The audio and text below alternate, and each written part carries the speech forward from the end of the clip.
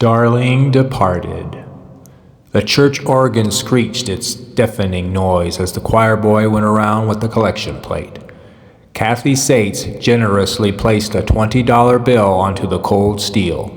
Her husband, Jeffrey, squeezed her other hand. "May the Lord bless you," the priest concluded. He gave a special wink to the couple in the second row, for it was their 45th wedding anniversary, and the church planned on a banquet in their honor. "You know the platter is probably going to be meat-based," Meredith Boyle, a stout lady with eyes that weren't proportioned with the rest of her face, commented when the sermon was over. "Not everyone knows how much you prefer vegetables." "It doesn't matter to us," Jeffrey told her. "As long as we can have a get-together with friends and family, it's fine." Jeffrey wrapped his arm around hers, and they both sauntered out the door.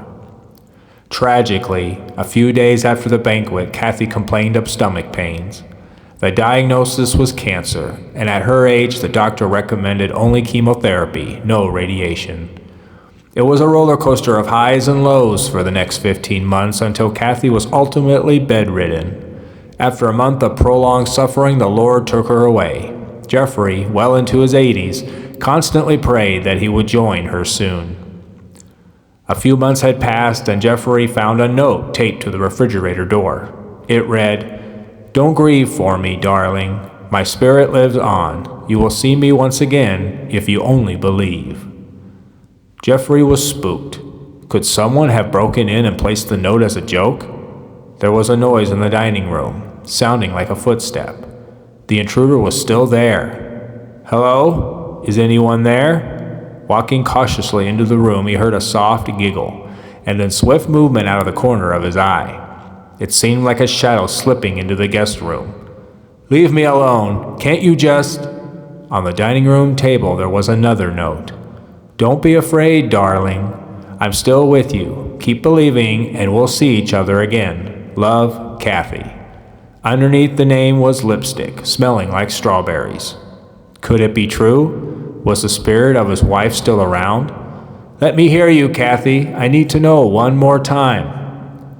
There was another footstep and another shadow slinking out of the corner of his eye. It was then that Jeffrey suppressed his fears and started believing. The notes, sporadic minute footsteps, and swift shadows went on for the next couple of weeks, until Jeffrey started hearing Kathy's soft voice. Sitting in the recliner, reading a novel, he heard his wife say, "Jeffrey, come to the guest room. It's lonely here." The fear started to crawl back. He felt his heart drop again as he cautiously shuffled into the room. There was the expectation of her lying in the bed, but it was empty. "I'm here, sweetie," he said aloud. "Can I see you?" There was no voice and no movement. Jeffrey laid on the bed for the next hour, but his wife never appeared. The more he laid there, the more angrier he grew at himself. "My wife is dead. All I'm doing is wallowing in my grief. There is still so much life to live." That's what Kathy would have wanted. He then tried to preoccupy his mind by fishing, bowling, and hanging out with friends and family. In the meantime, there weren't any voices or any shadows. It was becoming a possibility that it had all been a figment of his imagination, caused by the sudden tragic loss. Then one afternoon there was a loud crash in the kitchen. The cabinet door had swung open and the dishes were shattered. Jeffrey's heart raced.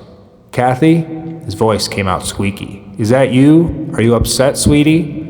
There was another note on the refrigerator door.